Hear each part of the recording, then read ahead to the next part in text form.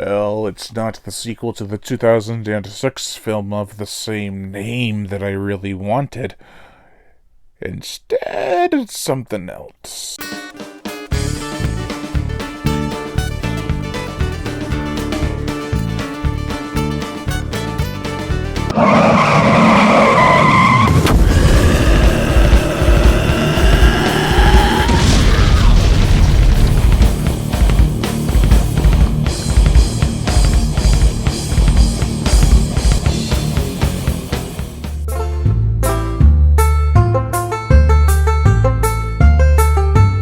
Abominable! The title is very fitting of this film's quality.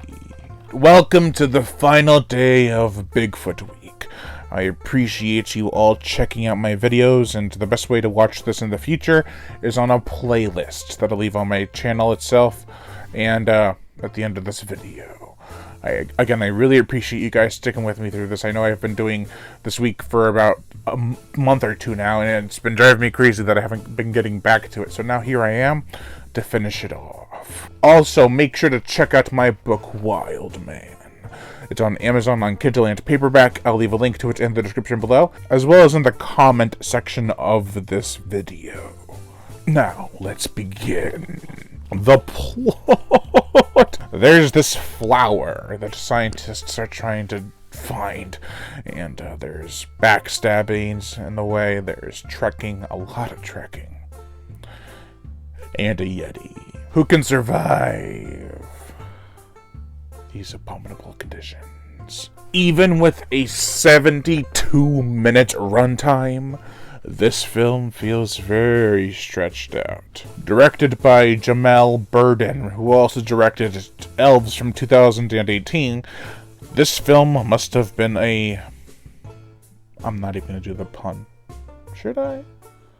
I mean, that would be a burden on the audience. Oh, I did it anyway! So what do we got in this film? We've got actors and actresses, and they're acting, but all their acting is pretty much dubbed. I'm not even kidding. Some of it's okay dubbing, like it's a little fitting, and then the rest of it is like robotic, very stale. It's very hard to take anything seriously in this movie when everyone's not reacting properly. Things will happen and people have the same terrified look on their face, but the voice does not match the scenario.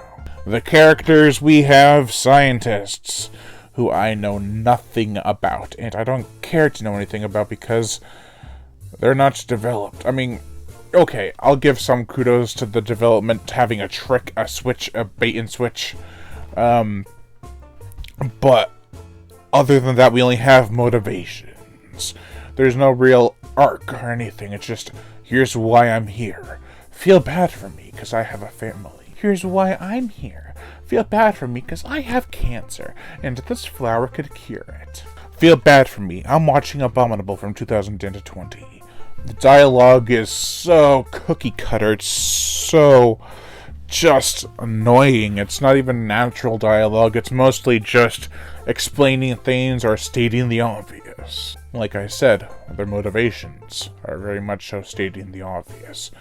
This is why I'm here. Well, that's a good reason to be there. And so then there's this twist where it's like, that's not why you're here. Then why? Oh, so you're just a typical greedy hunter who wants the Bigfoot all for himself. Well, there is some good cinematography, I will say. There are drone shots that actually look pretty impressive. I was pretty impressed with some of the shots, like over the cabin or over the valley, although some of those could have been taken from a stock website. And in a day and age where you can buy a drone on the cheap, it's not really impressive anymore getting those awesome aerial shots that your so-called high-tech equipment took. I'll give the movie this much: it was filmed outside in a frozen environment, or so it looks. There's this little shack or building that they hide in.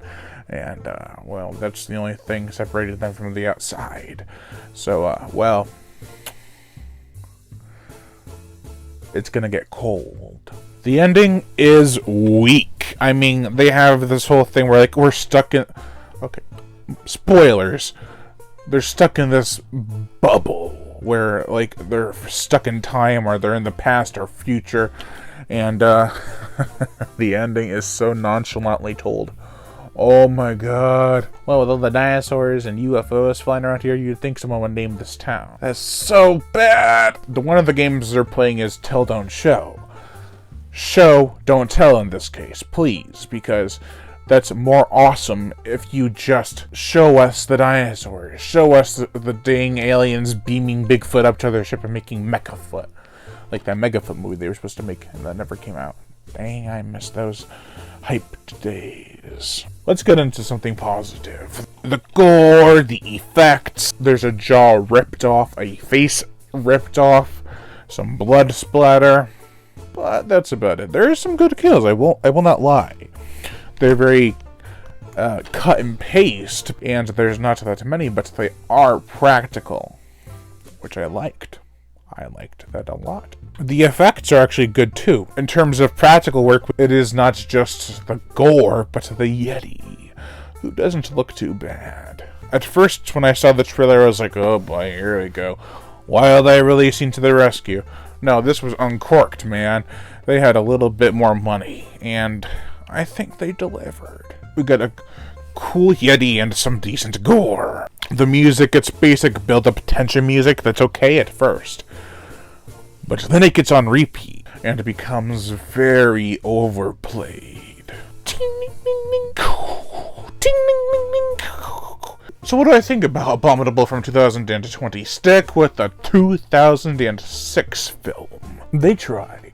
I can tell. They really did try. There are just too many problems with this movie. I mean, the gore, the Yeti is pretty cool, but other than that, what else is there to offer?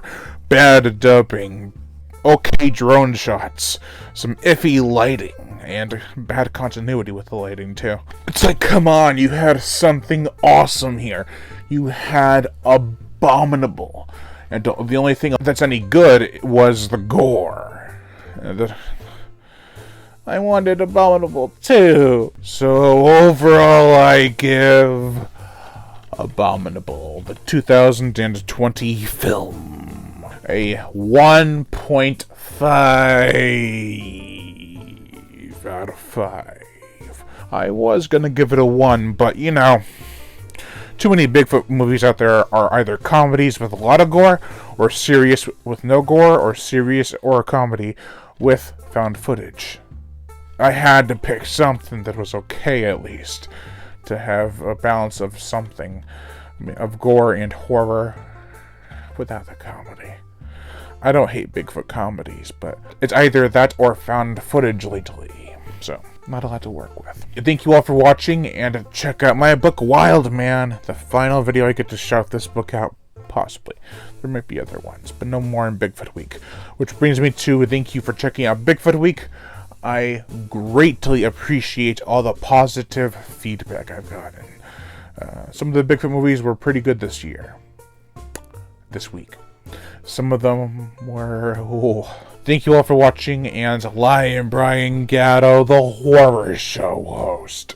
Make sure to like, comment on, as well as share this video.